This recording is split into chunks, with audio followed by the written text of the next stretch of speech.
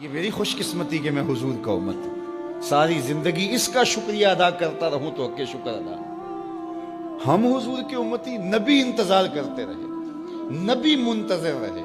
حضرت خلیل اللہ کی بارگاہ میں پکار رہے ہیں، ربنا وابعث فیہم رسولا، مالک رسول بھیج دے۔ کوئی کہتا ہے لیسا بفظ ولا بغلظ، وہ ترشرو نہیں ہوگا، سخت مزاج نہیں ہوگا، ماتھے پہ شکنے لانے والا نہیں ہوگا، وہ پیار بانٹنے والا ہوگا، بس وہ آیا جا رہا ہے۔ حضرت عیسیٰ نے تو نام بھی بتا دیا نا، مبشرم برسول یاتی من بعد اسمہ احمد، لوگوں میں جا رہا ہوں، چلو نام بھی بتا دیتا ہوں، میرے بعد جو آنے والا اس کا نام احمد ہوگا۔ نبی انتظار کرتے رہے، 12 نبیوں نے انتظار کیا حضور کی امت میں ہونے کے لیے، تمنا کی۔ نستورہ راہب انتظار کرتا رہا، بحیرہ راہب انتظار کرتا رہا۔ شب ہجر کی سختیاں کوئی اس سے جا کے پوچھے، تیری راہ تکتے تکتے جسے صبح ہو گئی۔ زندگیاں گزار دی انہوں نے۔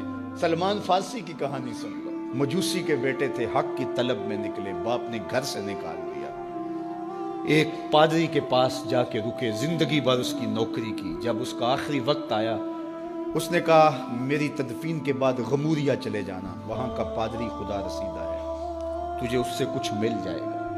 کہتے میں وہاں سے غموریا آ گیا، پھر اس پادری کی ساری زندگی خدمت کی۔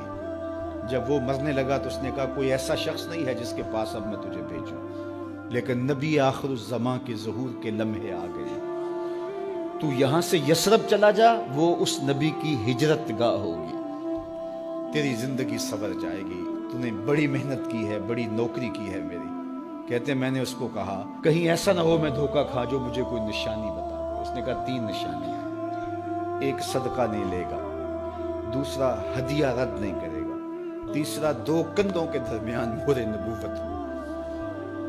کہتے ہیں میں نے اس کی تدفین کی، یثرب کی جانب جاتے ہوئے ایک قافلے میں شامل ہو گیا، انہوں نے مجھے پکڑ کے اپنا غلام بنا لیا، لیکن میرے پہ مہربانی یہ کی کہ مجھے بیچا جا کے مدینے میں۔ ایک یہودی نے مجھے خرید لیا، میں اس کے باغ میں گوڈی کرتا تھا، کام کرتا تھا، کھجوریں توڑتا تھا، لیکن میں انتظار میں تھا کہ کبھی وہ نبی آخر الزمان آئے تو مجھے دید ہو، کبھی عرش پر، کبھی فرش پر، کبھی ان کے در، کبھی در بدر۔ غم عاشقی تیرا شکریہ میں کہاں کہاں سے گزر گیا۔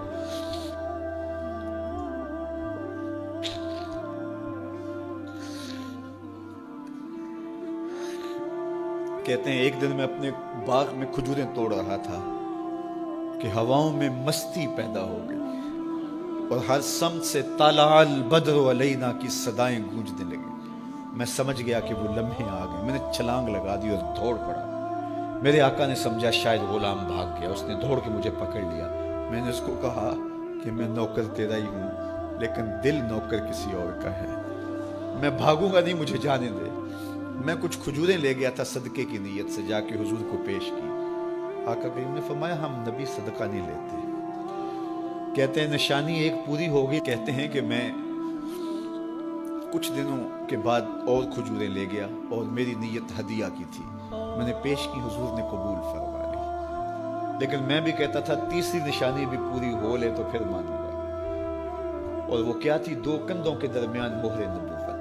کہتے ہیں ایک دن حضور میرے باغ میں آئے اور آقا کریم نے اپنے مبارک کندھے پہ چادر رکھی ہوئی تھی اور چادر کی اوٹ میں مہر نبوت چھپی ہوئی تھی، اور میں پیچھے ہو کے دیکھتا تھا، اور میری آرزو یہ تھی کہ کوئی تیز جھونکا ہوا کا آئے اور چادر ہٹ جائے اور میں مہر نبوت کی زیارت کر لوں۔ حضور میرے ارادہ قلب سے آگاہ ہوئے، فَأَلْقَى إِلَيَّ رِدَاءَهُ، حضور نے چادر اتار کے میری جانب پھینکی اور پھر ایسے رخ کر کے فرمایا انظر الی ما امرت بہ، اس پادری نے جو بتایا تھا دیکھ لے آ کے۔ تو کہا میں نے دیکھا کہ حضور کے دو کے درمیان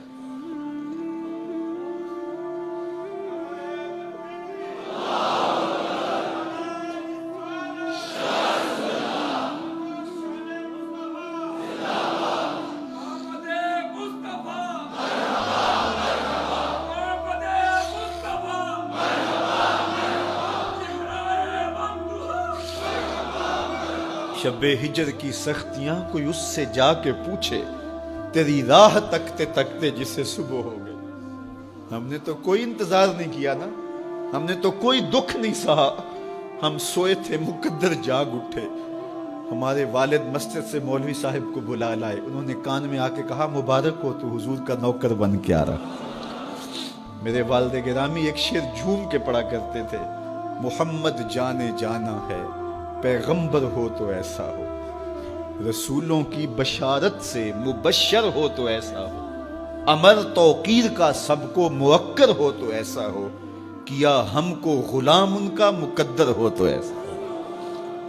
میں اپنے مقدر پہ قربان نہ جاؤں, آپ اپنے مقدر پہ نثار نہ جائیں. ہمیں وہ نبی ملا جو نبیوں کا نبی. بنو سعد کے مقدر بھی جاگ اٹھے. اللہ اکبر, کیا وہ خوش نصیب وادیاں تھیں, کیا وہ خوش بخت پہاڑ تھے بنو سعد کے, جہاں حضور نے زندگی کے ابتدائی سال گزارے. اللہ اکبر. حضرت حلیمہ سعدیہ کہتی ہیں جب میں حضور کو گھر لے گئی تو میرے گھر میں روشنیاں آ گئیں. باقاعدہ عورتوں نے کہا حلیمہ تو اتنی امیر ہو گئی ہے رات کو بھی دیا نہیں بجھاتی. بڑے امیر کبیر گھرانوں میں بھی رات کو لوگ دیا بجھا دیا کرتے ہیں, لیکن تو اتنی ہی امیر ہو گئی ہے کہ رات کو بھی تیرے گھر کا دیا نہیں بجھتا. تو حلیمہ سعدیہ نے کہا آؤ میں تمہیں بتاؤں میرے گھر میں دیا کون سا روشن.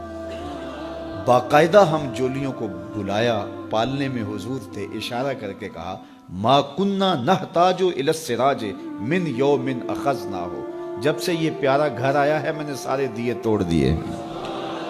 دیے کی ضرورت نہ مشعل کی حاجت, عجب روشنی تو نے پائی حلیمہ, بڑی تو نے توقیر پائی حلیمہ, بنی تو محمد کی دائی حلیمہ.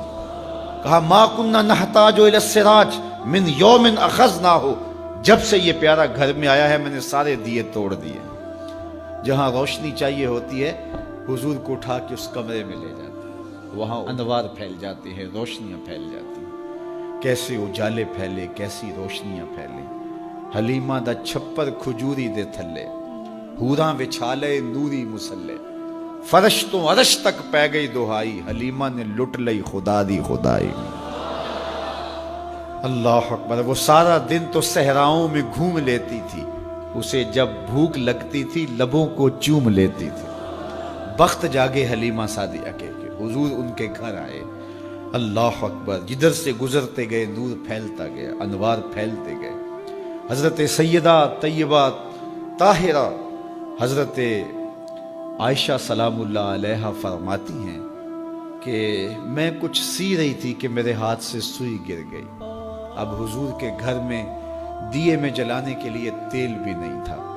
میں پریشان تھی, سوئی گر گئی. اتنے میں حضور تشریف لائے. حضور مسکرائے, کہتی ہے میں نے گمی ہوئی سوئی تلاش کر لی. اللہ اکبر. تو یہ روشنی تھی, یہ انوار تھے. اللہ اکبر. اذا ضحک یتلالع فی الجدر, جب حضور مسکراتے تھے سامنے والی دیواروں پہ عکس پڑتا تھا. اللہ اکبر. جب مسکراتے تھے نور پھیل جاتا تھا. اذا تکلم رؤیا کالنور یخرج من بین ثنایاہ, حضور کے سامنے والے دانتوں میں ہلکا سا فاصلہ تھا, اور جب آقا کریم گفتگو کرتے تھے وہاں سے نور کی کرنیں چھن چھن کے نکلتی تھیں, انوار پھیل جاتے تھے. ایسا نوری ماحول, ایسا نورانی چہرہ. حضرت ابو ہریرہ بولے کل قمر لیلۃ البدر لم ارى قبلہ ولا بعدہ مثلہ. کیا پوچھتے ہو, 14ویں رات کا چمکتا ہوا چاند تھے میرے حضور. پھر کہا نہیں نہیں نہیں, حضور جیسا نہ پہلے دیکھا نہ بعد میں دیکھا. حضرت حسان بن ثابت پاس کھڑے تھے. کہا دیکھتے کیسے, کسی ماں نے جنم دیا ہوتا تو دیکھتے. خدا نے وہ سچائی پن چھڑیا جدے وچ محمد نو ٹالیا سی. حسینہ جمیلہ دا منہ موڑ دیتا, محمد بنا کے قلم توڑ دیتا. مثل او در عالم امکان متصور نیست. حضرت شیخ مجدد کہتے ہیں حضور کی مثل بزم عالم میں ممکن ہی نہیں ہے, ہو ہی نہیں سکتا. اور اقبال کا لہجہ بھی دیکھیے, رخ مصطفیٰ ہے وہ آئینہ کہ اب اس سا دوسرا آئینہ, نہ کسی کی بزم خیال میں نہ دکان آئینہ ساز میں. تو وہ پیکر تراشا, وہ پیکر تراشا, مکھ چند بدرشا شانی ہے, متھے چمک دی لاٹ نورانی ہے, کالی زلف تیک مستانی ہے, مخمور اکھی ہن مد بھری. کیسا جمال دیا, کیسا حسن دیا. اچھا بریلی کے امام سے بھی پوچھ لیجئے. اللہ اکبر. بل بل نے گل ان کو کہا, کمری نے سروے جاں فضا. بلبل کی منتہائے پرواز تو یہی ہے نا، کسی کو پھول کہتے. بلبل نے گل ان کو کہا، کمری نے سروے جاں فضا، حیرت نے جھنجھلا کر کہا یہ بھی نہیں وہ بھی نہیں. خورشید تھا کس زور پر، کیا بھر کے چمکا تھا قمر، بے پردہ جب وہ رخ ہوا یہ بھی نہیں وہ بھی نہیں. وہ حسن دیا وہ جمال دیا اللہ نے اپنے محبوب